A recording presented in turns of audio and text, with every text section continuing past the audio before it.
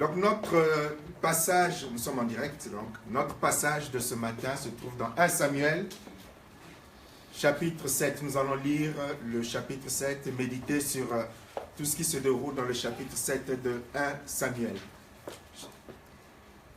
Mais pour bien le comprendre, pour ceux qui n'étaient pas là dimanche dernier ou ceux qui ne nous ont pas suivis dimanche dernier, nous avons rappelé et constaté au chapitre 5 en particulier de Samuel et la suite aussi du chapitre 6, même si nous ne l'avons pas lu, nous avons vu la triste expérience dans laquelle beaucoup d'enfants de Dieu peuvent se retrouver. Dans le fait de vouloir faire les choses sans Dieu, dans le fait de vouloir faire les choses sans réellement consulter Dieu. Et nous avons vu qu'à Ebenezer, là où normalement devrait se trouver le secours de Dieu, les enfants d'Israël un jour vont se lever, vont livrer 2 fois bataille contre les Philistins, et malgré le fait qu'ils avaient combattu sur, on va dire, un lieu à connotation spirituelle qui est Ebenezer, le lieu où, normalement, le lieu de la délivrance, le lieu de la victoire, mais sur ce même lieu, ils vont connaître 2 défaites cuisantes. Et la deuxième défaite, c'est lorsqu'ils vont se décider un jour, après la première défaite, d'aller chercher l'arche de l'Éternel. Et malgré le fait qu'ils avaient été chercher cette arche, ils vont se retrouver dans la défaite totale face à ce que l'ennemi va se mettre à faire, l'arche ou plutôt le coffre de l'Éternel. Donc après cette cuisante défaite, nous allons voir ce qui s'est passé. Donc nous avons déjà vu que lorsqu'on fait les choses sans la volonté de Dieu, on construit toujours une maison qui finit par s'écrouler. Et nous avons vu aussi la nécessité de réellement chercher la pensée de Dieu pour faire les choses selon la volonté de Dieu si nous voulons réellement réussir. Amen. Et donc nous arrivons donc au chapitre 7 de 1 Samuel, à partir du verset 2 ou à partir du verset 1. Je vais chercher avec vous. 1 Samuel chapitre 7. Si quelqu'un a trouvé le verset 1 et le verset 2, si quelqu'un a trouvé, il peut le lire. Vas-y. Les gens de Kirjath-Jéarim vinrent et firent monter l'arche de l'Éternel. Ils la conduisirent dans la maison d'Abinadab sur la colline et ils consacrèrent son fils Éléazar pour garder l'arche de l'Éternel. Il s'était passé bien du temps depuis le jour où l'arche avait été déposée à Kirjath-Jéarim. 20 années s'étaient écoulées. Alors toute la maison d'Israël poussa des gémissements vers l'Éternel. Amen. Amen. Donc nous avons dû, même si j'avais survolé le chapitre 6 pour dire qu'en dépit du fait que le peuple était parti chercher le coffre de Dieu, qui matérialisait ou qui symbolisait la présence de Dieu, en dépit de ce coffre, le peuple avait quand même été vaincu. Et dans cette victoire des Philistins, les Philistins s'étaient approprié le coffre comme un trophée, s'étaient approprié le coffre de l'Éternel et l'avaient emmené dans leur territoire. Et je l'avais dit qu'en fait, Dieu va lui-même régler ses comptes. Israël va prendre ce qui symbolisait la présence de Dieu. Ils vont quand même être vaincus parce que Israël n'était pas dans la volonté de Dieu. Mais après, lorsque les Philistins vont rapporter le coffre, Dieu va leur envoyer des tas de maladies. Dieu va faire de sorte que leur faux Dieu soit humilié. Et dans cette crainte, dans cette peur, les Philistins vont se dire non, si on continue à garder ce qui symbolise la présence de l'Éternel, ben nous allons tous mourir. Et donc ils vont renvoyer le coffre de l'Éternel et le coffre repartit dans le territoire d'Israël et il sera dans le lieu dont le nom nous a été cité. Mais le verset 2 va être davantage révélateur. Il nous dit, 20 ans s'écoulèrent depuis le jour où le coffre avait été déposé à Kiriath-Yerim. L'ensemble du peuple d'Israël aspirait alors à revenir à l'Éternel. Ce qui veut dire qu'entre le verset 1 et le verset 2, il y a combien d'années? Combien d'années? 20 ans. Amen. Vous voyez, quand on lit la Bible comme ça, on ne réalise pas parfois la portée spirituelle de ce qui est écrit. Donc il nous a dit qu'entre les 2 événements, il s'est passé entre le verset 2 et le verset 1, il y a 20 ans. 20 ans pendant lesquels on ne sait pas ce qui s'est passé. Mais 20 ans pendant lesquels, au moins on peut dire une chose qui est certaine, Dieu et son peuple, comme s'il n'y avait eu aucune relation réelle. Un vide spirituel total. Ça nous rappelle aussi entre le chapitre 16 et le chapitre 17 de la Genèse, entre après ce que Abraham avait fait lorsqu'il a eu Ismaël, et au verset suivant du chapitre 17, il nous a dit que 13 ans après, on voit qu'il y avait aussi eu ce même silence de l'Éternel. Un silence dont Israël aurait pu faire l'économie. Amen. Un silence dont Israël aurait pu faire l'économie. Mais on voit que c'est 20 ans après qu'ils vont se réveiller comme un sursaut pour se dire, mais il y a quelque chose qui ne va pas. Comme cela peut nous arriver, comme cela arrive à beaucoup d'enfants de Dieu, beaucoup de chrétiens. Et comme je le disais à la fin de ma prédication, Dieu souvent nous laisse libres. Amen. Dieu nous laisse libres. Nous n'avons pas un Dieu qui est comme un sergent-chef qui nous surveille dans nos faits et gestes, mais Dieu, dans son amour, nous laisse le libre arbitre dans nos choix, dans nos décisions. Nous avons vu au chapitre 5 que le peuple d'Israël savait très bien que Dieu parlait au peuple au travers de Samuel. Mais jamais ils n'ont cherché à réellement consulter Dieu au travers de la bouche de Samuel pour savoir si ce qu'ils étaient en train d'entreprendre était conforme à la volonté de Dieu ou pas. Et nous avons vu que Dieu les a laissés faire comme Dieu nous laisse faire. Lorsque nous faisons notre propre volonté, lorsque nous faisons nos choix, lorsque nous nous engageons dans beaucoup de choses sans réellement le consulter, Dieu n'est pas là comme un policier pour dire arrête-toi, ne fais pas. Dieu nous laisse libre du moment où nous le savons, comme l'illustre très bien la parabole du fils prodigue, où le fils avait demandé ce qui lui revenait. Le père n'a pas essayé de le raisonner, le père le lui a donné avec tristesse, certainement, mais le père a laissé la liberté, comme Dieu nous laisse libre. Nous devons vraiment réaliser que Dieu nous laisse libres. Amen.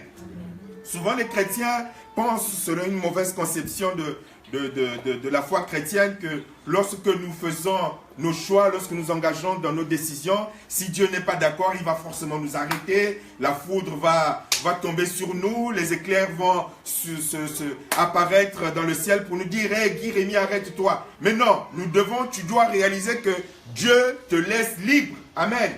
Et dans cette liberté, c'est pour cela que nous devons apprendre à être responsables, à faire attention. Et très souvent, nous fonçons. Et nous constatons que Israël, c'est au bout de 20 ans qu'Israël va avoir le sursaut. Et comme je le disais dimanche dernier, nous devons apprendre à gagner du temps spirituel. Amen. Nous devons apprendre à gagner du temps spirituel au lieu d'en perdre. Ils vont perdre 20 ans, certainement plus. Si on ajoute avec le temps où le sacrificateur Élie et ses enfants ont fait des tas de bêtises, certainement plus. Nous pouvons perdre beaucoup de temps spirituel dans nos vies. Amen. Beaucoup.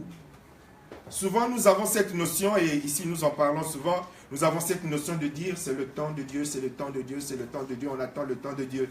Mais lorsqu'on consulte la Bible, lorsqu'on lit la Bible, le temps de Dieu, ce n'est pas demain. Le temps de Dieu, c'est maintenant. C'est pour ça qu'il est écrit dans la Bible, aujourd'hui, si vous entendez sa voix, n'endurcissez pas votre cœur. Amen. Souvent, nous disons le temps de Dieu, mais souvent le temps de Dieu, c'est plutôt notre temps où nous nous disposons à être à l'écoute de Dieu pour faire les choses selon Dieu. Dieu, il est prêt à faire le miracle aujourd'hui. Dieu, il est prêt à agir. Dieu, il est prêt à changer les choses. Dieu, il est prêt à ouvrir même le ciel. Si c'est dans son plan pour ta vie. Dieu est prêt à tout changer, à tout transformer. Comme on le voit dans la vie d'Abraham. Ce n'est pas Dieu qui avait dit qu'Abraham devait attendre 25 ans. Dieu a attendu qu'Abraham puisse parvenir à un niveau de foi où enfin il pouvait recevoir ce qui lui avait été promis. Mais si tout de suite il avait eu foi en Dieu, ce n'est pas 25 ans qu'Abraham aura attendu. Et c'est pour ça que nous devons nous-mêmes nous remettre en question dans ce que nous demandons, ce que nous attendons à Dieu avec humilité, se dire, est-ce que ce n'est pas à cause de moi que ma bénédiction est en train de tarder? Amen. Est-ce que ce n'est pas à cause de moi que mon déblocage est en train de tarder? Ce n'est pas Dieu qui ne serait pas puissant. Souvent, le problème vient de nous. Mais Israël a essayé. Israël n'a pas consulté Dieu.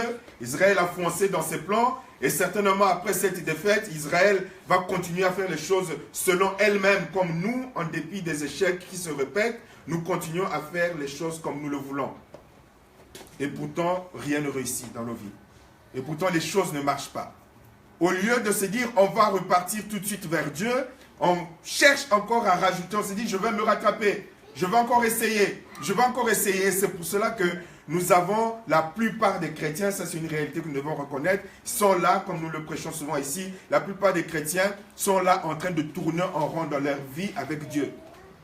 Ils sont autour d'un rond-point, ils sont dans un désert permanent. Ils sont dans des problèmes permanents que Dieu n'a pas prévus pour eux. Mais parce qu'ils ont fait leur choix comme les enfants d'Israël, nous le rappelons souvent ici, ce n'était pas dans la volonté de Dieu qu'Israël passe 38 ans dans le désert.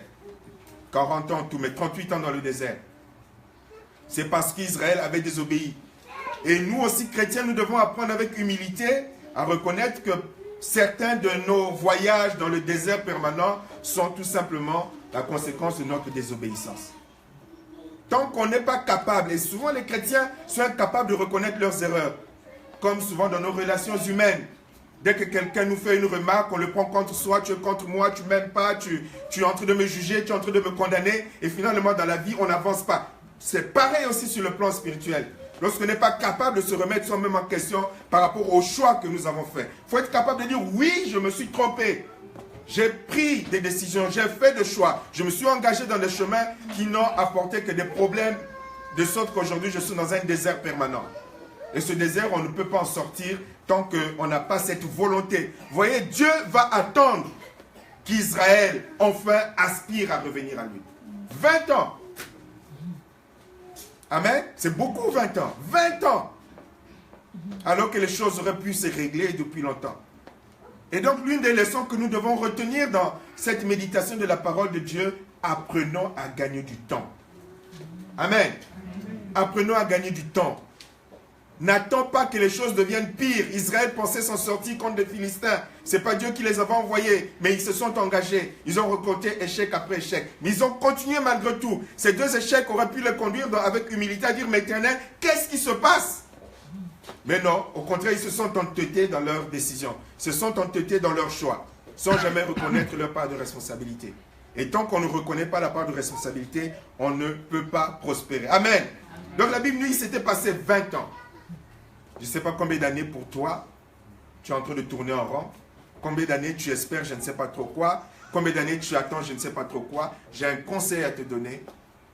Arrête-toi. Va chercher la face de Dieu. Amen. Mets-toi à l'écoute de Dieu. Alléluia. Mets-toi à l'écoute de Dieu pour dire, Seigneur, bon voilà, maintenant comme Israël, 20 ans, ils se sont fatigués. Échec après échec, rien n'a été apporté dans leur vie. Et jusqu'à ce qu'eux-mêmes, ils vont se dire, bon, Seigneur, qu'est-ce qu'on va faire? Le verset 2 nous dit donc, Israël s'est mis à gémir. Une autre version dit que l'ensemble du peuple d'Israël aspirait à revenir à l'Éternel. Vous dites, bon, finalement, ce que nous avons récolté, ce que nous avons fait, les chemins que nous avons pris, ne nous ont rien apporté. Au bout de 20 ans, on va dire, mais si on repartait vers l'Éternel. Amen. Si on repartait vers l'Éternel. Mais tu n'es pas obligé d'attendre 20 ans. Amen. Tu n'es pas obligé d'amasser d'échec à échec, blessure sur blessure. Tu n'es pas obligé. C'est fou de ce que beaucoup de chrétiens continuent à foncer tête basse dans des choses qui ne glorifient pas Dieu et qui ne rapportent rien.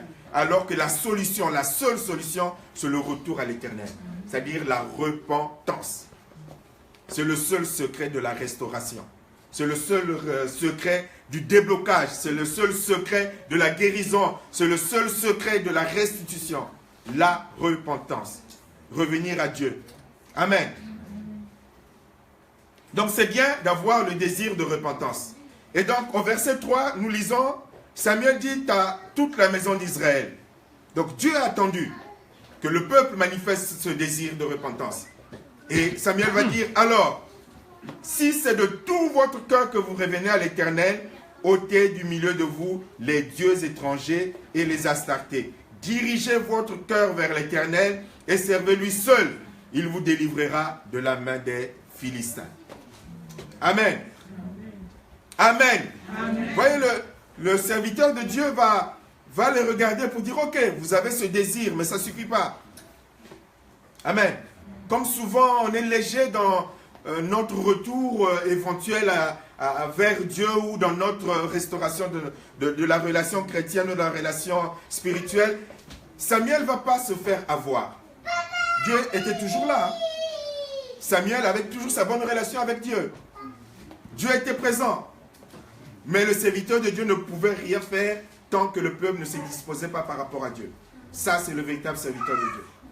Il n'est pas au serviteur des hommes, mais il est au service de Dieu pour faire les choses selon la volonté de Dieu. Donc il va voir le peuple manifester ses désirs, il va dire, bah, ok, mais oui, mais si c'est réellement de tout votre cœur, alors revenez et il va leur dire, posez des actes dignes de la repentance.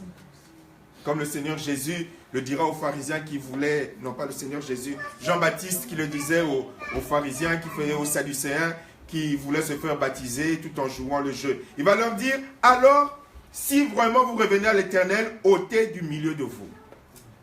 Ce qui veut dire pour toi qui peut-être ressens ce message, qui veut t'en sortir, il y a des actes qu'il faut poser. Amen. On ne peut pas avoir le beurre et l'argent du beurre. Souvent, les chrétiens, ils attendent, je ne sais pas trop quoi, et ils voudraient que Dieu les bénisse dans la situation de péché, de désobéissance dans laquelle ils sont pour enfin pouvoir sortir. Non. Non. Dis, pose les actes. Si vraiment tu veux revenir à Dieu, tu dois poser des actes. Tant que tu ne poses pas les actes, tant que ça reste qu'un sentiment spirituel extraordinaire de vouloir revenir à Dieu, c'est bon, c'est religieux. Mais ce que Dieu attend, c'est que tu poses des actes dignes de la repentance. Comme cela est écrit dans Proverbe 28, verset 13, « Celui qui cache ses transgressions ne prospère point, mais celui qui les avoue et les délaisse obtient miséricorde. » C'est cela la vraie repentance. Changement de direction. Amen. Changement de direction. Au lieu de, comme la plupart, tu restes dans ton état de désobéissance, tu dis, Seigneur, bénis-moi, Seigneur, visite-moi, Seigneur, secours-moi, Seigneur, délivre-moi. Tu vas dans les jeûnes et prières, retraites spirituelles, tu jeûnes 40 jours, 40 nuits, mais les choses ne changent pas parce que Dieu attend que tu poses des actes. Et c'est ce que là, nous avons un exemple du principe de délivrance. La délivrance, ce n'est pas être possédé de démons. Délivrance, c'est être libéré de ce qui domine, triomphe de nous. Amen. Donc ça, c'est le principe élémentaire pour celui qui veut être restauré, pour celui qui veut être délivré. Et donc le verset 4 à 6 nous dit ceci. « Et les enfants d'Israël ôtèrent du milieu d'eux les Baals et les Astartés, et ils servirent l'Éternel seul. » Samuel dit alors, « Assemblez tout Israël à Mitzpah, et je prierai pour vous. » Amen. Et ils s'assemblèrent à Mitzpah, ils puisèrent de l'eau et la répandirent devant l'Éternel, et ils jeûnèrent ce jour-là en disant, « Nous avons péché contre l'Éternel. » Samuel jugea les enfants d'Israël à Mitzpah. Ça, c'est ce que Dieu attend de nous. Amen. Les enfants d'Israël ne vont pas dire, « Délivre-nous des Philistins, et nous allons te servir. » Souvent, il y a un peu ce marchandage avec Dieu qui fait que beaucoup de choses ne changent pas dans nos vies. Les gens prient, les gens jeûnent, les gens font des réunions de prière, mais rien ne change réellement parce que le principe spirituel n'est pas respecté. Amen. Le principe spirituel n'est pas respecté. Et Dieu va le dire aux enfants d'Israël. Nous voyons que les enfants d'Israël vont mettre en pratique, ils vont ôter du milieu d'eux les Baals. Et ils vont se dire, maintenant, nous allons servir. Vous voyez, Dieu attend, Samuel attend.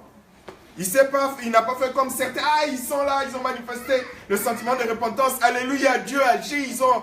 Comme parfois on a des cultes ici, comme peut-être tout à l'heure, vous allez être touché par le message, vous allez pleurer. Ça ne suffit pas, ça tout le monde peut le faire. Amen. Amen. Ça ne suffit pas. Ce que Dieu attend, c'est des actes. Vous savez, le pasteur Richel et moi, nous en parlons souvent, les manifestations émotionnelles, religieuses, ça ne nous leurre pas. Amen. Ça ne nous leurre pas, ça ne nous impressionne pas. Et ça n'impressionne pas Dieu, ça impressionne peut-être certains parmi vous, mais ça ne nous impressionne pas. Ce que Dieu attend, c'est des engagements sérieux et concrets de celui qui a été visité, touché par Dieu. Pleurer, tout le monde peut le faire. Pendant la louange, tout le monde peut se mettre à genoux, tout le monde peut s'allonger, tout le monde peut... Mais Dieu attend des actes. Donc Dieu attendait. Vous voulez revenir à Dieu? Posez des actes. Moi, j'attends. J'ai beau être le prophète, j'attends. Et les enfants d'Israël vont poser des actes dignes de la repentance. Ôte, tu es dans une situation qui déplaît à Dieu et Dieu n'est pas d'accord, mais tu dois prendre des décisions pour sortir de là. Alléluia. Pour sortir de là, pas dire, Seigneur, visite-moi dans mon péché et tu vas voir, tu vas... Non, pose des actes. Tu as posé des actes de désobéissance, tu peux poser aussi des actes d'obéissance. Amen. Alléluia, je le redis. Si tu as été capable de poser des actes de désobéissance, tu peux aussi poser des actes d'obéissance et de soumission à l'Éternel pour revenir. C'est dur, c'est difficile, mais tu es capable aussi de le faire si réellement tu as compris que la solution ne se trouve que dans l'obéissance et dans la faveur de l'Éternel. Amen. Et on voit le sérieux de leur engagement. Ils vont même aller jusqu'à jeûner pour gagner la faveur et le pardon de l'Éternel. Aujourd'hui, on enseigne à jeûner pour avoir une voiture, pour avoir une femme, pour avoir un enfant, pour avoir le voyage, pour avoir je ne sais pas trop quoi. Il faut jeûner pour arracher les bénédictions, il faut jeûner. Là, on voit ce que Dieu aime. Dieu aime un cœur repentant. Comme je le dis souvent, nulle part dans la Bible, vous voyez Dieu dire à quelqu'un, je ne veux pas te pardonner. Nulle part dans la Bible. Dieu n'a refusé de pardonner à celui qui vient lui demander pardon. Dieu aime ça. Le Dieu qui a dit, je ne veux pas la mort du coupable. Je veux plutôt qu'il soit restauré, qu'il soit relevé. Parce que Dieu veut le bonheur, même du pécheur. Amen. Dieu veut le bonheur même du pécheur. Qu'il sorte de son état, c'est ce que Dieu veut, c'est ce que Dieu désire. Parfois, dans notre situation de péché, comme je l'ai écrit ce matin, ou je l'ai envoyé ce matin à ceux qui l'ont reçu, parfois, comme je l'ai écrit, ta repentance mérite peut-être parfois un jeûne. Il y a des moments, il y a des situations, pour vraiment revenir à Dieu, il faut rentrer dans le jeûne. Mais ça, souvent, on ne le dit pas. On dit qu'il faut rentrer dans le jeûne pour débloquer les bénédictions. Mais parfois aussi, quand tu t'es éloigné trop de Dieu, dans le mécanisme de retour à Dieu, il faut être capable de jeûner. Dire comme les enfants d'Israël, nous avons péché contre l'Éternel. J'ai péché contre Dieu. On est trop léger à trouver des excuses, à trouver des justifications. Mais Dieu désire parfois, dans certaines situations, que tu sois capable de passer par le jeûne pour rentrer dans ta repentance. Ce n'est pas le fait de jeûner, mais c'est pour montrer ton attachement à l'Éternel, pour dire, Seigneur, j'ai vraiment pris conscience que j'ai attristé ton Esprit Saint et je veux être restauré, je veux être rétabli dans ma relation avec toi. Amen. Donc Israël va rentrer dans cet état et Israël va ôter du milieu de lui. Nous aussi, nous devons être capables d'ôter du milieu de nous ce qui ne glorifie pas Dieu. Prendre des décisions. Tu sais ce qui ne glorifie pas Dieu. Tu sais ce qui attriste le Saint-Esprit. Tu dois prendre la décision de faire le ménage spirituel.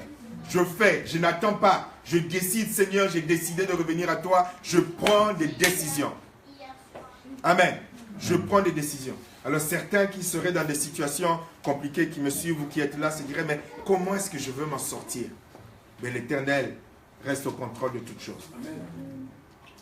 L'Éternel reste au contrôle de toutes choses. Comme nous allons le voir, le verset, à partir du verset 7, les Philistins apprirent que les enfants d'Israël s'étaient assemblés à Mitzpah. Et les princes des Philistins montèrent contre Israël. À cette nouvelle, les enfants d'Israël eurent peur des Philistins.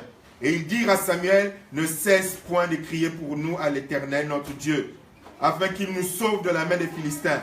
Samuel prit un agneau de lait et l'offrit tout entier en holocauste à l'Éternel.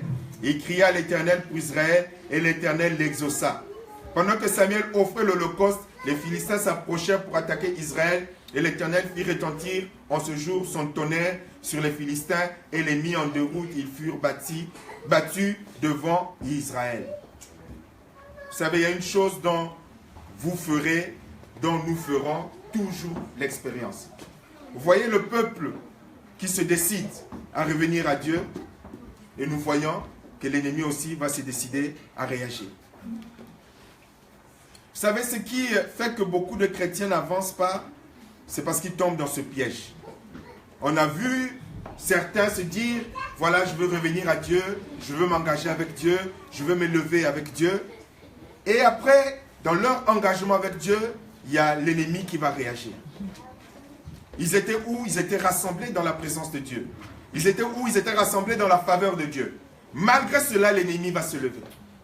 C'est un principe spirituel, j'allais dire élémentaire, mais que nous oublions souvent.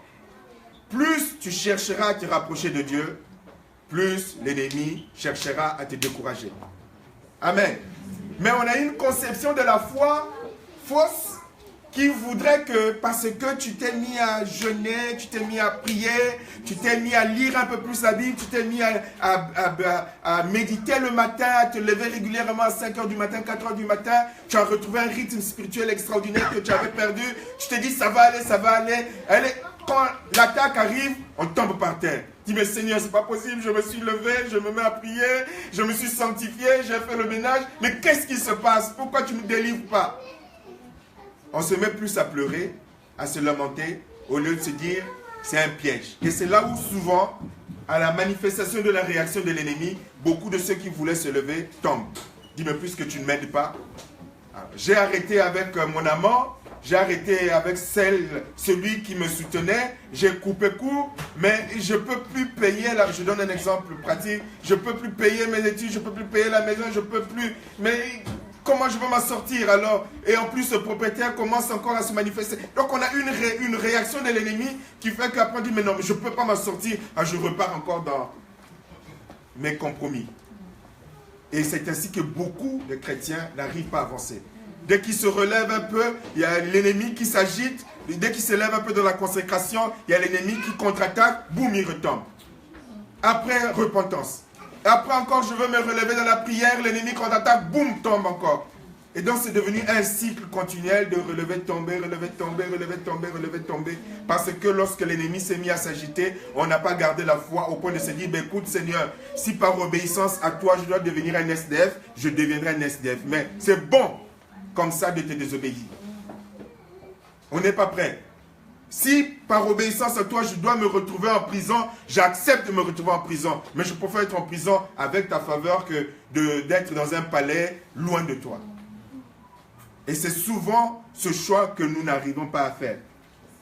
Et qui fait que beaucoup de chrétiens tournent en rond autour de je ne sais quel rond-point que Satan leur a enfermé. Parce qu'il faut faire le choix, mais le choix décisif n'est pas fait. L'engagement pour Dieu fera toujours réagir l'ennemi. Amen. Mais quand ce moment arrivera, il faut être capable. Tu te lèves dans la prière, tu te lèves dans la consécration. Mais l'ennemi aussi va se lever. Il ne va pas te laisser partir comme ça. Dis non, je te rattraperai par le pied là-haut. Tu m'appartiens.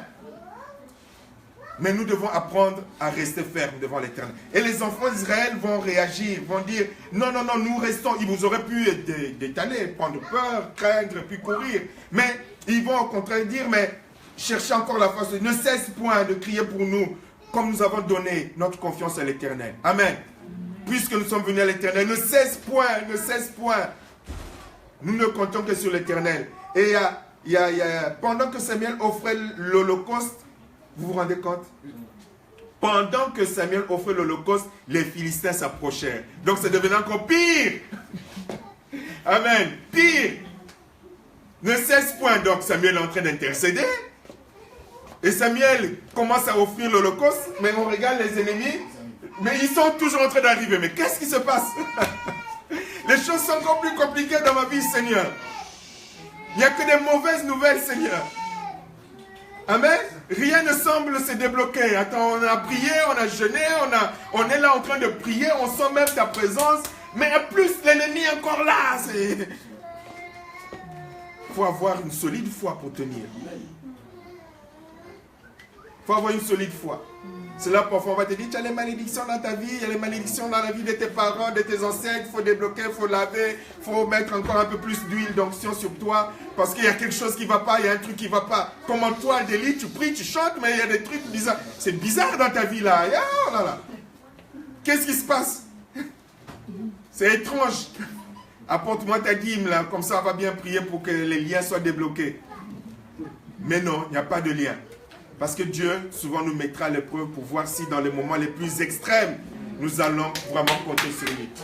Comme les enfants d'Israël, lorsqu'ils sont retrouvés devant la mer Rouge, et qu'ils voyaient la mer Rouge, et ils regardaient, c'est la mer Rouge, et puis ils regardaient derrière les Égyptiens qui se rapprochaient, comme Dieu avait enlevé. Il dit, mais Moïse, tu nous as amenés là pour mourir. Il n'y avait pas de solution. Ils n'imaginaient pas que Dieu avait une solution. Donc souvent, nous pouvons nous retrouver dans des situations où on se demande, ils n'étaient pas partis à la guerre, ils étaient partis à la prière pour dire à Dieu, je viens me renouveler en toi, me réconcilier avec toi. Et l'ennemi s'est levé, terriblement levé. Nous devons apprendre à tenir ferme. Quand tu as réellement décidé de revenir et de restaurer ta relation avec Dieu, les éléments décourageants viendront toujours. Mais toi, il faut que tu tiennes ferme, jusqu'au bout. Même quand tu sentiras le souffle des démons, même si tu sens le souffle de l'ennemi, tu dois tenir jusqu'au bout sans chercher je ne sais quelle malédiction. Alors là, tu verras la délivrance qui vient de l'Éternel. Et la suite nous le dit. Nous le dit, Samuel prit une pierre qu'il plaça... Pendant que Samuel offrait, les Philistins s'approchaient pour attaquer Israël. L'Éternel fit retentir en ce jour, le verset 10, son tonnerre sur les Philistins et les mit en déroute. Ils furent battus devant Israël. Dieu lui-même va combattre pour son enfant, pour son peuple. Amen. Vous savez que nous avons un Dieu qui est fidèle. Souvent, nous avons des notions un peu abstraites. Dieu est fidèle, mais fidèle. Fidèle pour le pasteur Richel, mais fidèle pour nous, là, c'est pas possible. Dieu, il est fidèle. Il n'abandonnera jamais un enfant qui met sa confiance en lui. Jamais. Amen. Jamais il n'abandonnera. Il y aura des moments de détresse, des moments difficiles, des moments compliqués, mais si tu crois jusqu'au bout, alors là, tu verras la gloire de Dieu. Et là, tu pourras louer. Là, tu chanteras. Tu pourras témoigner. Mais l'économie des attaques de l'ennemi, ce n'est pas possible. Et la Bible nous dit donc que lorsque tu voudras revenir à Dieu, l'ennemi ou les circonstances voudront t'y décourager afin que tu prennes peur, que tu paniques. Ta situation semblera même extrêmement critique. Mais Dieu est au contrôle et n'abandonne jamais ceux qui reviennent à lui. Amen. Même si elle est critique, elle est en train d'intercéder, ne vous occupez pas d'elle. Même si la situation est critique, Dieu viendra toujours secourir ceux qui sont à lui. Et nous voyons en lisant dans toujours Samuel chapitre 7 à partir du verset 12, il nous est dit ceci, Samuel prit une pierre qu'il plaça entre Mitzpah et Shen. Il appela du nom d'Ebenezer, en disant, jusqu'ici, l'Éternel nous a secourus. Ainsi, les Philistins furent humiliés, et ils ne vinrent plus sur le territoire d'Israël. La main de l'Éternel fut contre les Philistins pendant toute la vie de Samuel. Et les villes que les Philistins avaient prises sur Israël retournèrent à Israël depuis Écran jusqu'à Gath avec leur territoire. Israël les arracha de la main des Philistins. Il y eut la paix entre Israël et les Amoréens. Amen. Amen. Amen. C'est souvent ça nos vies. Mais si tu ne mets pas la confiance de l'Éternel, parfois on manque de témoignages. Pourquoi? Parce que quand l'ennemi s'est un peu agité là, on a viré, on a pris la virgule. Donc on n'a pas de témoignages de la délivrance de l'Éternel. On n'a pas les témoignages de ce que Dieu est capable de faire. Parce qu'on n'a pas tenu jusqu'au bout. On a fait comme Saül, on a attendu, comme les ennemis avançaient. Allez Seigneur! Mais Dieu voudrait qu'on puisse faire l'expérience. Là, Israël va avoir un témoignage. Rappelons-nous qu'Ebenezer, 20 ans auparavant, a été le lieu de l'échec. 2 échecs, 2 défaites, 2 malédictions, on pourrait même dire. Là où ça devait être un lieu de secours, mais parce qu'ils n'avaient pas consulté l'Éternel, parce qu'ils n'avaient pas cherché la volonté de Dieu, 20 ans auparavant, Ebenezer va être le lieu de la grande défaite. Parce que lorsque nous citons Ebenezer, on oublie qu'avant cet événement, il y a eu d'abord des échecs, comme nous dans nos vies, lorsque nous ne faisons pas la volonté de Dieu, lorsque nous ne sommes pas dans ce qui est conforme à Dieu. Là où nous devrions être bénis, on est finalement vaincus. L'ennemi triomphe de nous. Échec sur échec. Pourtant, on a prié, on a appelé le nom de Jésus, on a été à l'église, on nous a posé les mains, on a roulé par terre. Mais échec sur échec, parce que Ebenezer n'était pas conforme à la volonté de Dieu. Mais une fois que tu reviens à Dieu, alors là, le nom de Jésus va redevenir pour toi un nom de la victoire. Un nom de la délivrance. Un nom de la restauration. Comme nous venons de le lire, là, Samuel va dire, jusque-là, l'Éternel nous a secourus. C'est-à-dire que Dieu est fidèle. Dieu est fidèle. Il ne nous a pas abandonnés. Et il va marquer pour dire à Israël, vous voyez, j'établis ici une pierre. Pour dire, jusque-là, Dieu nous a toujours secourus. Quand on a eu besoin de lui, il nous a toujours secourus. Mais à condition d'être dans la volonté et dans le temps de Dieu. Alléluia. Et les Philistins vont perdre. Et Dieu va restaurer Israël. C'est-à-dire que dans ta désobéissance, il y a beaucoup de choses que tu perds, que Dieu t'a donné. Dieu avait donné un territoire extraordinaire à Israël. Mais parce qu'Israël va être dans la désobéissance, Israël va perdre beaucoup de portions de son territoire. Et même il y a ce passage terrible où Israël dit, le prophète dit que je suis esclave sur la terre que tu m'as donnée. Vous vous rendez compte? Ta maison, tu deviens même pas propriétaire, même pas locataire. Ta maison, tu deviens pire que locataire. C'est-à-dire que sur ma terre, à moi que tu m'as donnée, nous sommes devenus des esclaves d'un peuple étranger. Ce n'est pas possible. Ceux qui devaient m'être rapportés, c'est-à-dire que ce sont les étrangers qui devaient travailler pour me rapporter. Chez moi, c'est moi qui travaille pour rapporter aux Philistins. Et c'est souvent comme ça, beaucoup de chrétiens ne vivent pas la vie épanouie, la vie heureuse, la vie joyeuse que Dieu a promise à ses enfants.